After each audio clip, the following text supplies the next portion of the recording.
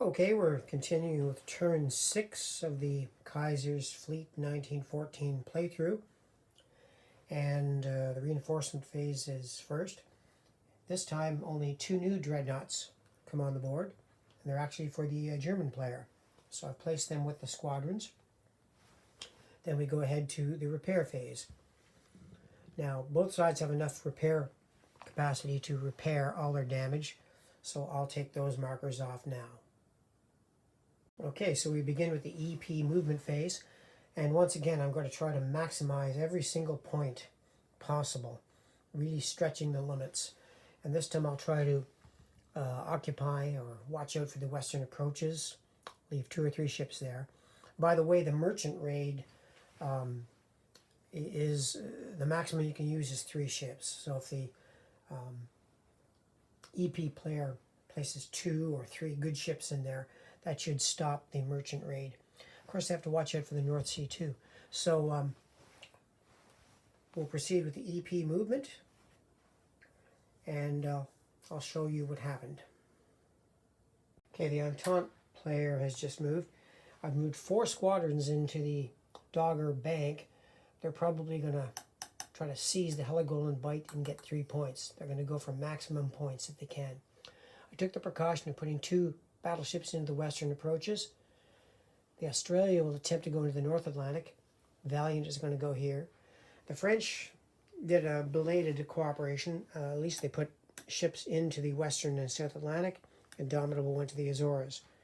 Centurion went to the Western Mediterranean, but I want her to go into the Eastern Mediterranean to help these 2 ships based out of Malta. The Invincible will try to go into the Aegean.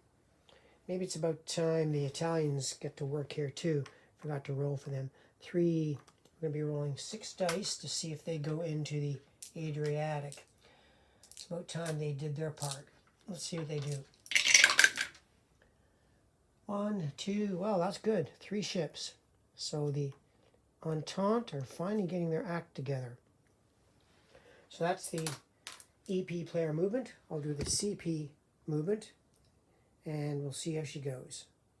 Okay, the CP have just moved. I'm trying something new here.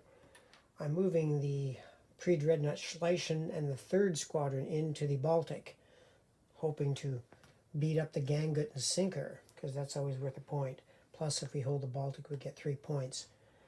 Now, the Russian Revolution occurs next turn, so this will be the last sallies of the Russian Navy, because the crews start to mutiny, things like that. So we won't be able to count on the Russians next turn. Of course, in real life, the Germans couldn't know that. I moved the scouting squadron and the 1st into the Heligoland Bight.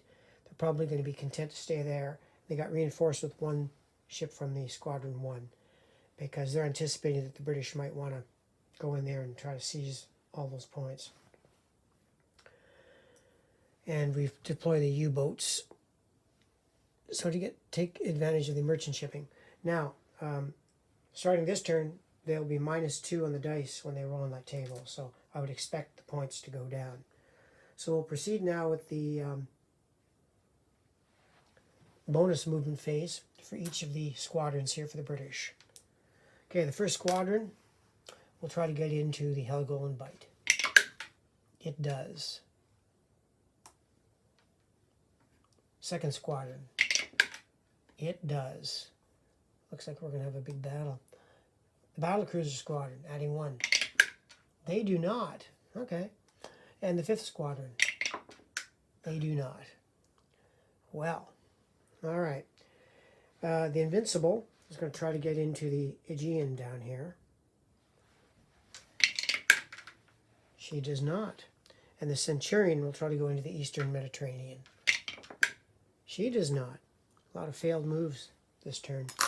So we've got some potential combats here. A big battle here in the Heligoland Bight, and a fairly interesting little battle here in the Adriatic.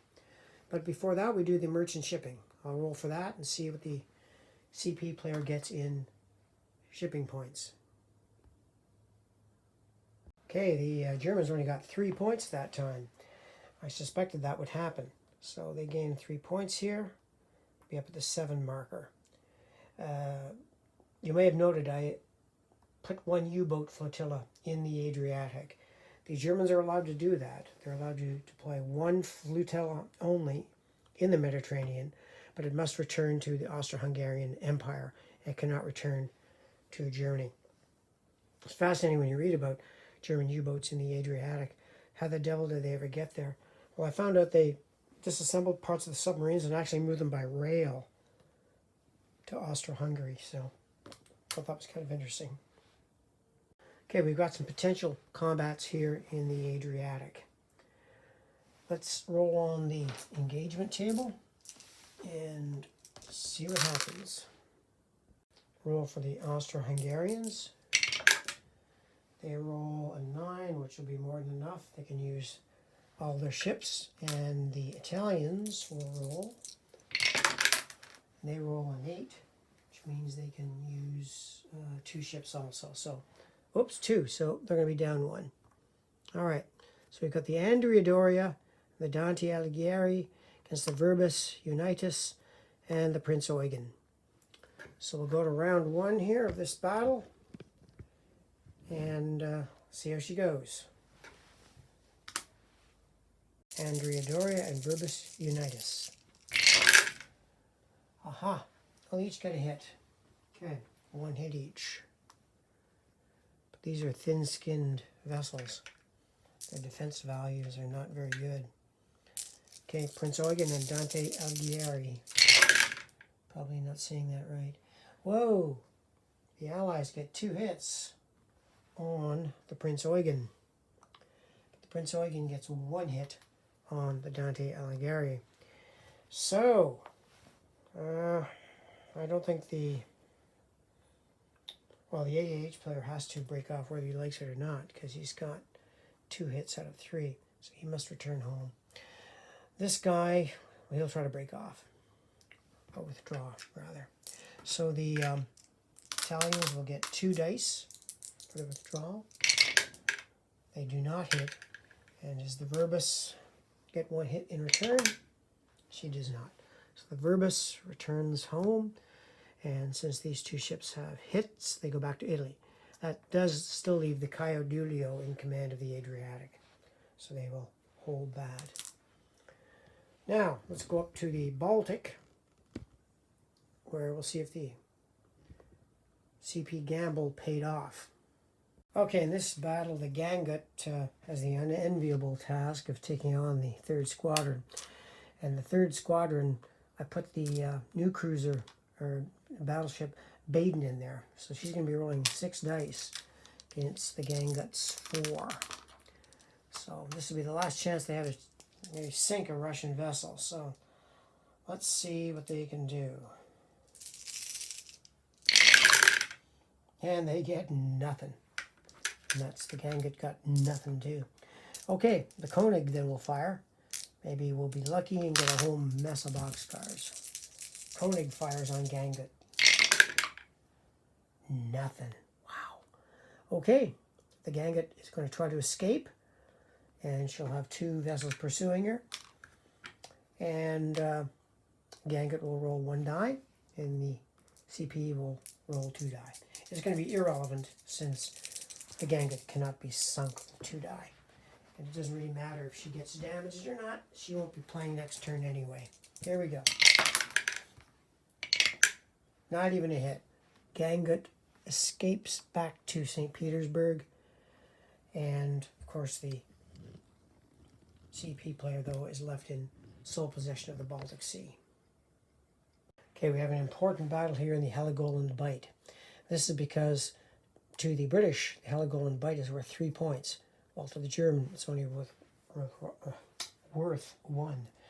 So, we're going to roll on the engagement table to see if both British squadrons can engage.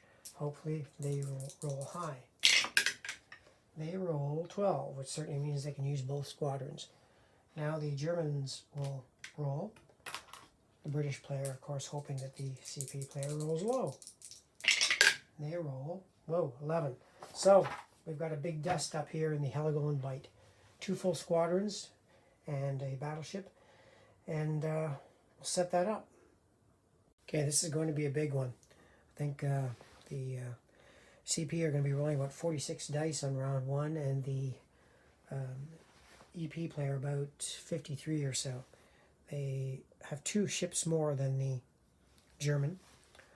The Frederick the Great is not with this squadron, which means they cannot use battle turn away.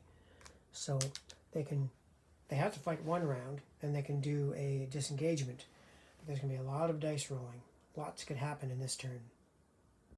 Okay, the first round will begin with the Bayern versus the Royal Sovereign, and down the line. We're going to be rolling a lot of dice here, so pick up the video after all ships have fired. Okay, the British are clearly ahead in that round. They inflicted 12 hits on the German Navy, and the Germans inflicted 9 hits on the British. Now, towards the end of the line, the German Navy there has got some of their thin-skinned vessels, the scouting squadron, battle cruisers. So I don't know if they want to stick around or not. As is, they're going to have a hard time repairing even the ships that have been hit now. They've got 9 hits and they can only repair 8 at a time. The British certainly will stick around, but I think the prudent move for the Germans is to try to withdraw. So I'll go through the pursuit fire. There'll be a lot of die rolls still involved, and we'll see what the damage total is. Well, that was an interesting pursuit.